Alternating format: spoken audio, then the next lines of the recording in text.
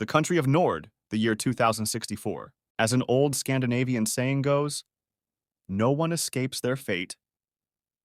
Sitting on the edge of the roof, Ren wondered if his fate would change much if he jumped right now. After thinking it over for a bit, the guy shook off those pointless thoughts and headed for the stairs. It was a waste of time anyway. Even if he had the guts to jump, his dad would just scrape him off the pavement and still send him to that damn school. And if he did go through with it, he'd just become like all the people around him, tired, dull, and the same as everyone else. Walking down the street, the kid saw two drunks complaining about their boring jobs and shitty salaries. The sight made Ren even more depressed. He couldn't believe these people were actually fine living like this, going from home to work to home, and getting wasted every Friday night. Or like those girls who saved up for months just to buy some fancy brand name clothes to impress people who didn't give a damn about them. Is this even a life? That was the only question on Ren's mind. His gloomy thoughts were interrupted by a sudden scream from an alleyway. Snapping his head toward the sound, the boy saw two huge shadows on a nearby wall and a hand sticking out from around the corner. Hearing the cries for help again, Ren didn't hesitate. He ran straight toward them. He dashed around the corner and saw a red-haired woman struggling to shove a guy off of her. Yelling at the stranger to let go of the woman, Ren rammed into his chest at full speed. Grabbing the bastard by the collar, the kid glanced back at the woman and asked if she was okay. The red-haired lady didn't answer. She just gave him a silent, piercing look. "Wait! Mom!" Ren blurted out in shock, still holding on to the guy. He instantly shoved the stranger away and stepped toward his mom, telling her to wait. That's when he felt something disgusting and sticky on his fingers. Looking down at his hand in confusion, he saw some weird purple substance dripping down his fingers. And when he looked up again, his gaze met a horrifying, grinning statue from Solo Leveling, laughing like a maniac. While the kid was trying to process what the hell was going on, his mom turned and started running. Seeing this, Ren sprinted after her, shouting for her to wait and explain what was happening. But after just a few steps, he saw at least a dozen more of those weird people blocking the street, their eyes oozing the same strange liquid. Realizing this wasn't going to be easy, the kid gritted his teeth. No matter what, he had to catch up to his mom. Pushing past one person after another, he forced his way through. More and more of them appeared, making it harder to move forward. Trying to gauge how much further he had to go, Ren peeked ahead. The street was almost completely filled with those zombie-like figures, their bodies dripping with that weird substance. Fighting his way through the crazed crowd, Ren yelled for them to get off him. But soon, they completely blocked his way. Refusing to give up, the kid clenched his fists and started swinging. Throwing punches left and right, he knocked down one after another. And just when it seemed like he might actually make it to his mom, something appeared behind him. When Ren turned around, pure terror filled his face, his teeth chattering. It was impossible to tell what the thing was at first. A monster? A curse? It looked like thousands, no, tens of thousands of suffering faces, all twisted in despair. But one thing was clear. This thing wanted Ren to become part of it. And that meant one thing: he needed to get the hell out of there. As the kid ran with everything he had, the monstrous entity kept calling his name. In the end, he couldn't escape. Countless hands grabbed him, pulling him into the abyss. The tortured faces clinging to his body whispered that it was okay to stay with them. But Ren, his hand trembling, still reached for his mom. Just as he was about to give up, the red-haired woman finally turned back. Staring at him in shock, she asked how he had gotten there. Hearing her son's desperate cries, she reached out to him. A spark of hope, just a little more, and their fingers would touch. "You are one of us now." The chilling, mind-corroding voice cut through the moment. It was already too late.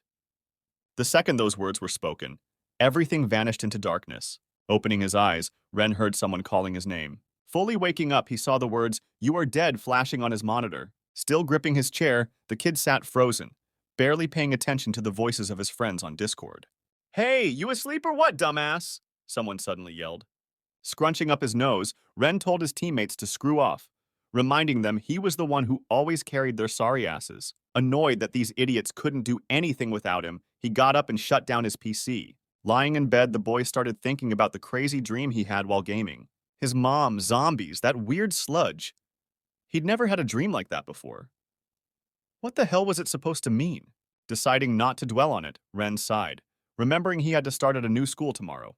Just the thought of it made him feel dead inside. Staring at the serpent figure on his shelf with a tired smile, he wondered if he should try skipping school. With that somewhat comforting thought, he finally drifted off, only to be woken up a second later by a deafening explosion that shattered his window and knocked his figure off the shelf, straight onto his head. It was only after a while that it finally dawned on the guy what had just happened. Quickly rising from the bed, Ren tossed aside the blanket. The boy glanced at the broken glass and noticed a fire starting to break out just outside the window. Trying to keep his composure, ignoring the splinters under his feet, he headed over to see what was going on. Ren looked outside, and before his eyes was a scene of flames bursting into flames at a tremendous rate in the apartment a floor below. Looking at the fire in horror, the boy began trying to figure out what could have exploded like that. At the same moment, his father came into the boy's room and, telling him to get away from the window, asked if he was all right. When Ren asked what happened, the bald man shouted to him to hurry up and grab his backpack and get downstairs. While the guy was putting on his jacket, Hitman told him that the neighbors downstairs had a gas explosion, so the floor of their apartment could collapse any minute. The boy asked his father why they didn't go down to the neighbors and offer their help. However, the bald man only pushed him out of the entrance and said that it was the job of the rescuers. Categorically forbidding his son to go upstairs to the neighbors, his father shouted that a driver was already waiting to take him to the hotel. After saying that, the man with glasses slammed the door right in front of Ren's nose. This behavior of his father had always really annoyed the boy. That dude always decides everything for Ren. He literally tells him how to do this or that without giving him any right to choose. Be that as it may, now the guy has no choice but to listen to his father and get into the provided vehicle. Walking over to the passenger door, Ren yanked the handle and got into the passenger compartment of the vehicle. When driver Sergey greeted the boy and asked if he was okay, Ren waved him off, replying that he was fine and didn't seem to be hurt. Sitting in the car, the boy watched his father and the policeman talking through the window, while wondering if there were any casualties. What struck the boy most was the way his father looked now. He was always so cold-blooded, even in a situation like this, acting as if nothing had happened. Soon arriving at his destination, the rather tired guy got out of the vehicle and thanked the driver. After saying goodbye to Sergey, Ren entered the Four Seasons Hotel. Already lying in bed in his room, the boy couldn't believe that after that stupid dream and the explosion he'd still have to go to the damn school tomorrow. As expected, the kid didn't have the guts to skip school on the first day of school. Totally sleep-deprived after such a frantic night, a sleepy Ren entered the classroom. The boy looked around and noticed that the audience was still a bit small. When he was sure he had entered the right door, the boy headed for his desk. On the way, he noticed that, despite what everyone said, this school seemed quite ordinary. Ren was too deep in his thoughts to notice the backpack lying on the aisle. Accidentally stepping on the bag, the guy barely stayed on his feet. As soon as that happened, someone's heavy footsteps were heard behind him. "Hey, are you blind or what?" came a rough, unfamiliar voice from behind the boy. Ren couldn't ignore such a dismissive attitude. Turning around, the guy saw a clearly pissed-off, short-haired dude with a banana sticker on his forehead. When they were face to face, the thug ordered the boy to quickly pick up his backpack, to which Ren replied that he wasn't going to do that. The very next second, the guy took a powerful slap to the face. "Looks like you didn't get it, asshole," the bully said irritably. Not wanting to listen to his new classmate any longer, Ren immediately knocked out his jaw with a punch. Realizing that things were getting heated, the red-haired kid, who had been sleepily mopping the floor the whole time, dropped his mop and asked his buddies what had gotten into them. Ignoring the classmate behind him, the bully with the mark on his forehead wiped away the blood and angrily asked the boy standing in front of him if he had had enough of life. After those words, the short-haired man made a sudden lunge towards Ren, preparing to knock him down.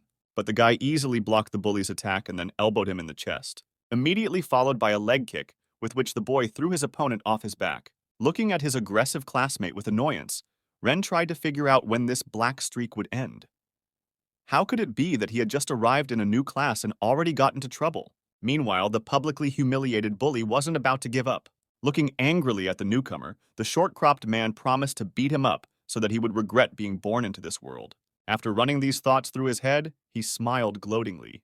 The bully accelerated, and at full speed his head slammed into Ren's chest, knocking him to the ground. The boy flew a few meters away and slammed into the opposite wall, falling to the floor. Grabbing the mop standing nearby, the short-haired guy said it was time to teach that cocky newcomer a lesson. "You really thought you could just walk in and start showing off like that?" The bully shouted through gritted teeth, then snapped the mop in half over his knee. Seeing this, Ren finally realized just how insane this guy was. The guy got to his feet and yelled at the idiot to calm down. However, the bully had no intention of listening anymore. Activating the power of the totem, the short-haired lad leaped into the air and raised the sharpened tip of the broken mop above his head. And while Ren was trying to figure out why the hell this dude's eyes were burning so bright green, someone suddenly threw a briefcase at the bully. The person who did this turned out to be a girl named Mika. Throwing his own bag at the bully, the lady ordered those two idiots to disperse and let her sleep. While the girl dusted off her hands to the admiring applause of her classmates, the irritated short-haired guy shouted that he'd had enough of her. At the same time, a teacher entered the classroom and asked what was going on here. Looking at Mika and Takaru, that bully, the blonde man with glasses, asked them to explain themselves. There was a sepulchral silence in the classroom. It was obvious that none of them were going to talk. Realizing this, the teacher asked the students to sit down and think about their behavior while he and Ren went to see the nurse. Since Ren's nose was broken after the fight, the nurse allowed him to go home, but only after he had consulted a psychologist. Sitting in the psychologist's office, the boy couldn't stop thinking about what had happened in class. On the one hand, he recognized that he was partly to blame for falling for the provocation. But on the other hand, this Takaru is kind of crazy. What would have happened if he had stabbed him with a mop? The psychologist who sat across from him interrupted his thoughts. Introducing herself as Mrs. Sumiko, the woman asked the student not to worry, explaining that it was standard procedure in such a situation. First and foremost, they needed to discuss what had happened this morning, and so the lady asked the boy to tell her what had happened. Wiping the blood flowing from his nose with a handkerchief, Ren briefly replied that they just had a little fight with that dude. Surely that creep must still be pretty pissed off at Ran. Writing everything down in a notebook, Mrs. Sumiko asked the guy if he often blows his nose in such a way that he's left with a broken nose. The boy replied just as briefly, saying that such things don't usually happen. And he wasn't the first to start the whole thing. Moving the sheet across the table for some reason, the psychologist wondered what had gone wrong this time. Ren only sighed heavily and threw his head back and mouthed that he was just having a bad day. Meanwhile, the story shifts to someone having a truly bad day. Walking out of the principal's office, an angry father kicked Takaru in the back and ordered him to move faster. "Aren't you going to tell me why?" Sumiko inquired. The guy sitting across from me explained that he just hadn't slept well. Of course, he wouldn't talk about the explosion he had experienced. While he was saying that, somewhere along the corridor of the school, Takeru was walking along, with other students whispering contemptuously about him from all sides. Hoping to get to the bottom of it, the psychologist asked about the reason he couldn't get a good night's sleep. Had he been playing on his computer? Or maybe he was nervous about the school day. Perhaps he had an argument with someone. Scratching his neck, Ren simply said it was all of the above. Takaru's father was already out of the principal's office, sipping a beer from a paper-wrapped bottle and muttering to himself about how he was sick of that little bastard. Coming home after school, Takaru was again confronted with the picture of his father lying on the floor, surrounded by bottles of alcohol. It didn't surprise the bully in the least. The only thing he couldn't understand was how the man hadn't died yet. He took off his backpack and took out the speaker he had bought with the money he had saved. The last speaker had started to malfunction, so he got a new one. But just as he was about to go out into the entryway to spend the night there, his father suddenly woke up and grabbed his son by the scruff of the neck and irritably asked him where he had been hanging around for so long. Calmly looking at Ren, Mrs. Sumiko decided to clarify who exactly he had a fight with. Was it his father or his friends? Hearing such a question, the guy looked at the woman tensely. He turned away silently and decided not to answer the stupid question. He didn't like that lady minding her own business at all. Takaru and his father got on the bus and went to buy a new broom together. On the way, his father kept complaining that he was being paid very little, even though he was working hard. Noticing his son staring blankly out the window, the man pressed him against the glass and rudely asked him if he was listening at all. The psychologist realized that her question had angered the student, but she still felt it necessary to tell him that his father was aware of the situation. Upon learning this information, Ren shook with anger. The psychologist said she could see that the boy was uncomfortable. However, since it didn't happen to him often, she was sure that Dad wouldn't be angry with him. Looking away, Ren remained silent. It seemed he considered his father a bad person. Sure, his dad wouldn't get angry over something so trivial, but what bothered him more was that he would start lecturing him again. However, Ren's problem was that he had never seen truly terrible parents. The whole time Takaru walked with his old man to buy a mop, his father kept insulting him, telling him to quit his damn music and get a real job. The only thing this man saw in his son was an ungrateful brat. All those words and the environment he was in made Tucker think there was only shit around. Looking at the gray slum, the boy was sure he would never get out of here. Meanwhile, after thanking Ren for her time, Mrs. Sumiko asked him to solve a few tests before he would be allowed to go home. After answering all the questions without even reading, Ren arrived at the restaurant where his dad was already waiting for him. At the same time, Takaru returned home and opened the refrigerator to find only booze lying around instead of food. Looking at that, the short-cropped guy tried to figure out what he should be grateful to that bastard for. Sitting in the restaurant, Ren browsed the menu, thinking about what delicious meal he should choose today. After finally ordering everything he wanted, the boy asked his dad how his talk with the police went. The man, in turn, told his son not to worry about it, explaining that the investigators were still figuring things out. Right now, he was more concerned about what had happened at school. When he asked Ren if he was okay, the boy replied that he was probably alive, and that the guy he fought got it worse. While Takeru was staring at the empty refrigerator trying to find sustenance, a bottle suddenly shattered next to his face. The shards scattered in all directions, making it clear to him that it had started again. Ren began to enjoy the delicious meal, and his dad, after wishing him a pleasant appetite, asked his son to stay out of trouble from now on. Shoving Takaru in the back, the tipsy father ordered the boy to go to his room and clean it up. Finished with his meal, Ren decided to surf the internet on his phone for a bit until his dad was done too. Media reports said that yesterday's explosion turned out to be an assassination attempt on one Oreki Shindo. Entering the room after his son, the father began turning everything upside down. The man started shouting that Takaru's room was a complete pigsty. Throwing things in different directions, he began threatening the boy to throw all his junk into the trash. Licking his spoon, Ren asked his dad when they could finally go home. The boy missed the computer and would like to play a game with his buddies now. At the same time, his father, who had finally lost his temper, began to beat Takaru severely with his feet for disobedience. Returning to the hotel, Ren lay down on the bed and decided to scroll through his phone for another 5 minutes before falling asleep. The whole time, he kept thinking that he didn't understand his father at all. He thought his old man would be furious. Lying beaten on the floor, Takeru reached out with a trembling hand for his surprisingly unbroken new portable speaker. He was very glad that the drunken scum had finally left, and now he could rest. Walking over to the gramophone, the maid put the needle on the record, whereupon relaxing music immediately began to play. Sitting at his desk, a man with a gorgeous mustache was writing something down in his research journal. This week he was able to find out that totems and conductors have different levels of ability. They can influence each other, and the stronger one can take control. If we rely on research, totems can be divided into types by external indicators: humanoid, anthropomorphic, and others. However, this does not affect their level of power. While Mr. Yusei was writing this down, the door to his room opened abruptly and a man in a hat appeared on the threshold. After apologizing for the inconvenience, the man in the hat said that there were unforeseen circumstances that required Mr. Yusei's attention. When the man added that the child conductor had been taken away, Yusei suddenly turned over the table with all the records and shouted that this bloody government didn't even care about the fate of peaceful people. Their main concern now was to get the boy and prevent him from using his sorcery. But it was too late. Everyone around saw the birth of the devil with their own eyes. At least that's what people called him.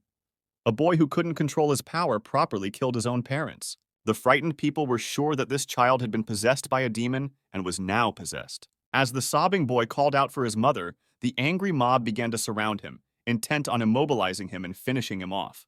Despite all that had happened, there was a man who, even with his high rank, still dared to defend the nicknamed Devil. Yusei tried to explain to the authorities that the child had not meant to harm anyone, and that everything that had happened was just a tragic accident. He was fully convinced that conductors are just like people who can be taught to use their powers for good. Leaning on the table, the teacher explained that the situation with conductors was very tense in their country in those days, and such a case was far from being the only one. Looking around the class, the man asked his students what options they thought people might have had to reduce the number of casualties. The guy named Adam, who was sitting at the same desk as Ren, felt sorry for the little boy that Mr. Diego had just told them about. When he thought about it, he realized that in those years, almost no one had been willing to help the conductors, which probably meant that many more had suffered like that child. Mika was the first to answer the raised question. She was sure that such conflicts could not be solved peacefully, so the conductors only had to take matters into their own hands and start a revolution to minimize the number of casualties. Correcting his glasses, Mr. Diego contradicted the student and explained that the revolution could have escalated into a full-scale war, resulting in additional casualties due to the conductors not controlling their power. Then, one of the students wondered if the conductors were really that dangerous. In response, the teacher explained that any uncontrolled energy could be dangerous. That's why everyone here was enrolled in this school, to learn how to control that power. And use it for a good cause, Mr. Diego concluded, glancing at Takaru with a hint. Raising his hand, Adam asked the teacher why Mr. Eusebius had not sought help from other nations. Diego, in turn, revealed that it was very difficult to find help, given that the conductors were always a phenomenon hidden from the public. Yusei always did his best. It was thanks to him that conductors came to be regarded as human beings. He was the first who began to study totems and their connection with conductors. Moreover, Yusei's classification is still used to this day. Ren had never thought that life was so difficult for conductors before. The boy himself had gotten into this school without really knowing if he was a conductor. Of course, the preliminary test had confirmed that he had quite high physical parameters, but he still couldn't do anything unusual. Be that as it may, he was very lucky not to have been born at that time. Taking off her headphones, Mika asked the teacher if Evsei himself was a conductor, and if not, why the hell he needed them. Answering the student's question, Mr. Diego explained that as far as the public knew, Yusei was not a conductor, but devoted his whole life to researching them because he was concerned about them, confident in the certainty that they were human beings like the others. Mika looked away unhappily but didn't say anything. She didn't mean that at all. Ren had time to write down everything the teacher had told him today. He didn't really expect to hear such stories, thinking it would be a normal history lesson. Now all he had to do was memorize everything he had learned. Conductors are people who have established a connection with their totem. Totems in their turn are mystical creatures with their unique power, which without conductors cannot exist in our world and reveal their potential. With a shy glance at his teacher, Adam decided to clarify how many conductors existed in the world. According to the statistics that Mr. Diego gave him in response, there are no more than 0.03% of conductors who have established a connection with their totems. However, there is one totem that has been mentioned since ancient times. It is still widely known in human culture, and there is even a legend about it. As soon as Ren heard this from the teacher, his eyes lit up with admiration. He immediately guessed that he was referring to the legend of the Serpent, and when the teacher, praising him, asked the boy what he knew about the story, Ren replied that he only knew what his father had told him. This statement made Takaru, who was sitting behind him, laugh. Peeking out from behind one of his classmates, the bully asked Ren if he was still listening to nightly fairy tales. "But is it a fairy tale?" the teacher suddenly uttered, glancing gravely at his students. Inexplicably retrieving a soccer ball from somewhere, Mr. Diego suggested to talk about it later, as they were now scheduled to go to the soccer field in friendship. This surprising change of subject clearly didn't make his students very happy. Doing another somersault, Mr. Diego began to hustle his students and advise them to wake up quickly. As their teacher continued to perform gymnastic pirouettes one after another, the still sleepy students looked at him shamefully, trying to figure out when this dude was going to grow up. As he stared at the teacher, Ren was disappointed to note that the man had seemed normal to him at first. How could he have so much energy?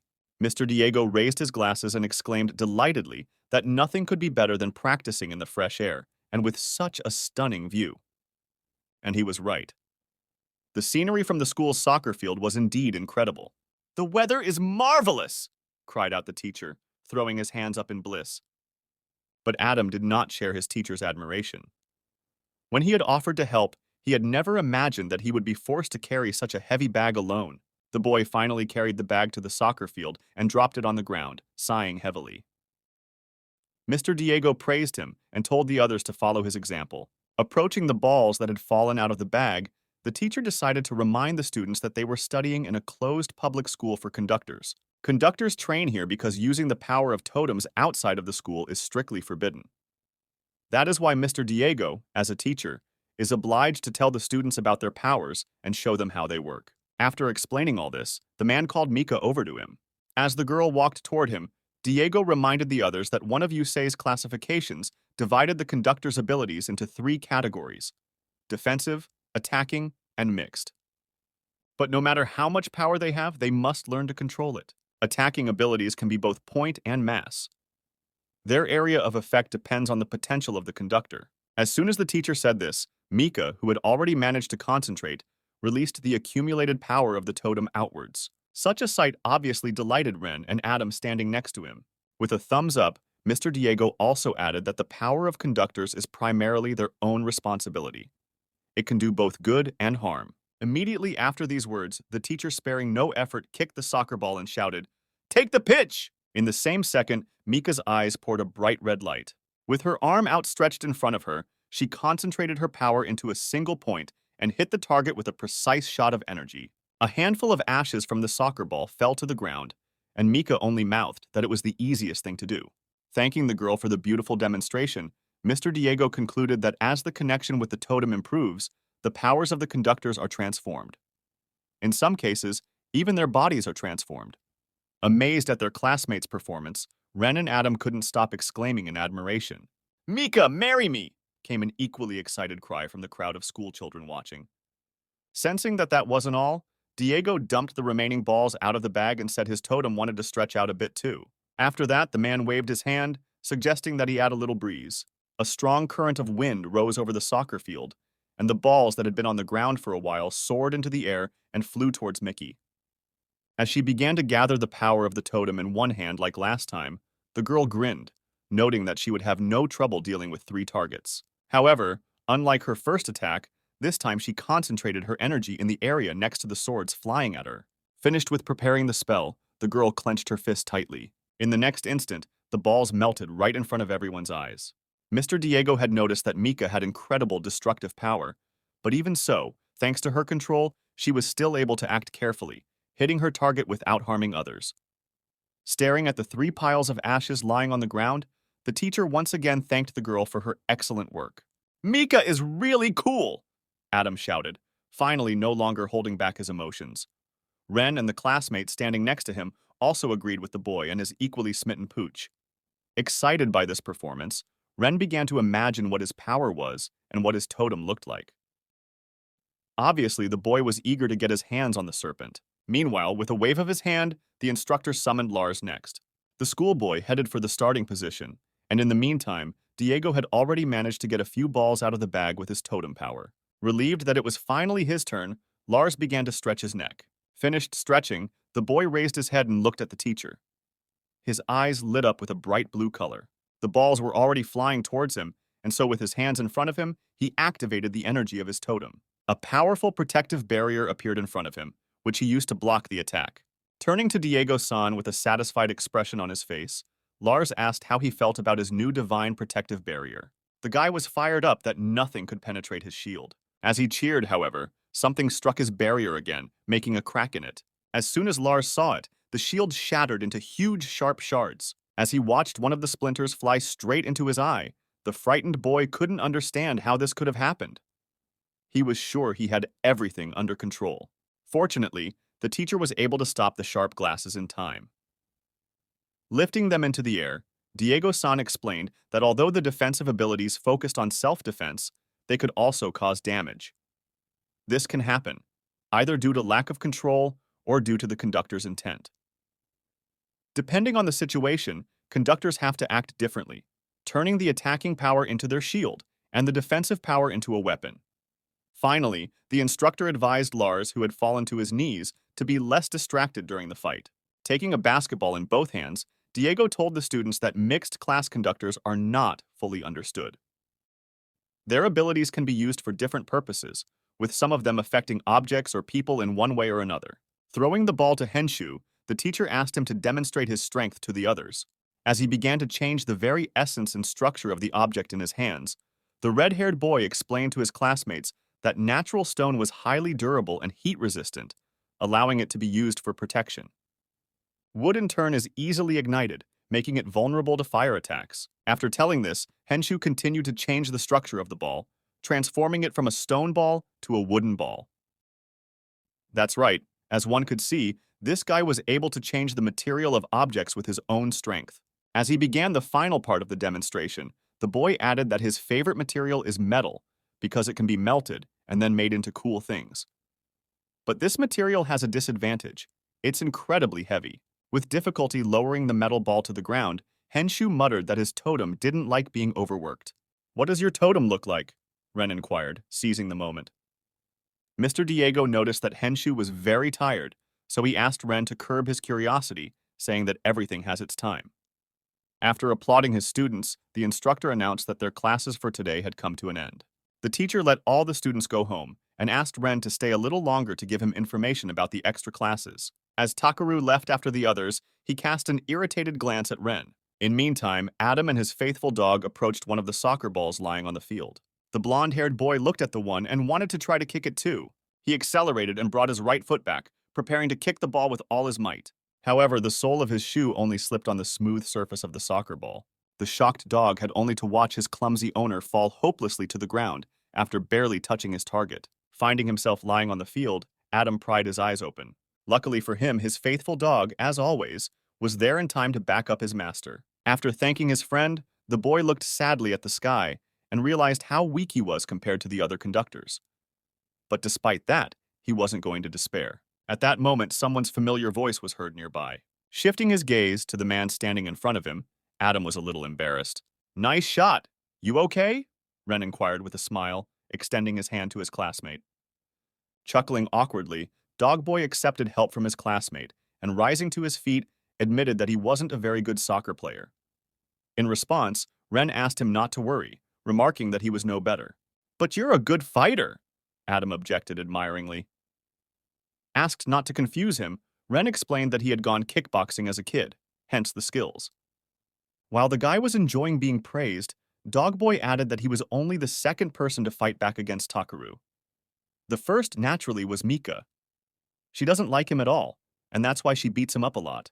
Suddenly, Adam remembered something, and apologizing to his classmate, said that he urgently needed to pick up some vitamins for his dog, Ray. Ren immediately offered to keep the boy company, to which he quickly agreed. It was starting to get dark. Walking through the town, Ren began to ask his new friend what his totem was, and if he had seen it at all. Maybe talk to it? And how do you get in touch with a totem? To all of this, Dogboy replied that he has not seen his totem, due to the fact that he doesn't think he is strong enough to do so. As the teacher had said, the conductor must feel his totem, and the power must fill his body. Laughing nervously, Adam explained that he had never felt anything like that anyway, and so he was unlikely to be able to give his buddy a decent answer to such questions. Despite this slightly gloomy conversation, Ren only grinned contentedly and began to imagine how powerful he would become when he saw his totem. He would become not just strong, but even surpass Mika herself. Expressing the hope that they would be able to see their totems together soon, Ren asked his classmate how long he had been at the school. Explaining that he was new here, Adam told him that he and Ray were now living in the dormitory and that they liked it here. Smiling happily, Dogboy asked the dark-haired boy if he liked their school. Ren only sighed heavily and muttered that, truth be told, his first day had been marred by the fact that someone apparently didn't like him. Even so, after learning about the conductors and seeing their power, the lad became interested in the place. Looking around, Ren changed the topic of conversation, asking his friend if he was afraid to walk around here alone. Adam replied that there was nothing to be afraid of.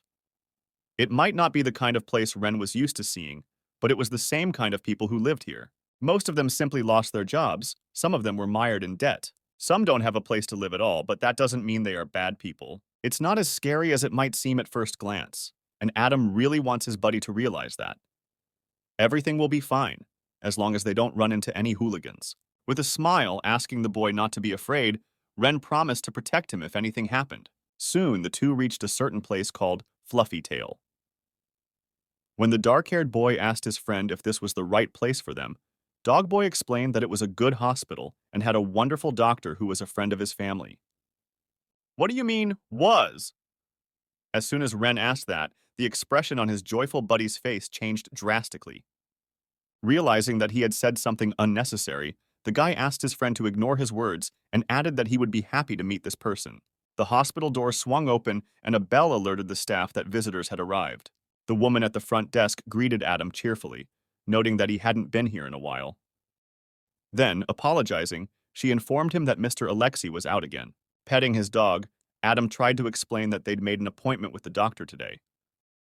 The girl at the reception desk remembered that Alexei had asked him to give the boy some vitamins for Ray. Saying he had left the vitamins on his desk, the nurse headed toward the doctor's office. At the same time, she told the school children that the doctor has recently become quite irritable and tired. Sometimes he is late or, as is the case now, leaves early. He could definitely use a vacation. Overwork sometimes even drives people to their graves. Letting the boys into the office, the nurse added that not long ago, Mr. Alexei had stayed here until 3 in the morning, nursing a new patient. At that moment, the bell over the front door rang again. Pushing the boys into the office, the woman told them to look for their own vitamins on the table while she served a customer. Walking up to the doctor's desk, Adam immediately saw what he needed. As he was about to take his vitamins, Dogboy noticed something strange. He found it unusual that Mr. Alexei had not warned him that he would be leaving early today, but had also managed to forget his watch. Usually, when something happened, he always let his patients know. Noting that since the doctor had left the vitamins, he hadn't forgotten about Adam, a sleepy wren suggested that he might have had some urgent business to attend to. At the same moment, a sheet of some kind fell in front of the guy's face. Looking under his feet, Wren saw some sort of gloomy pamphlet. "How long are you going to stare?" Suddenly, there was some magical voice as if coming from the boy's mind. Pet the cat.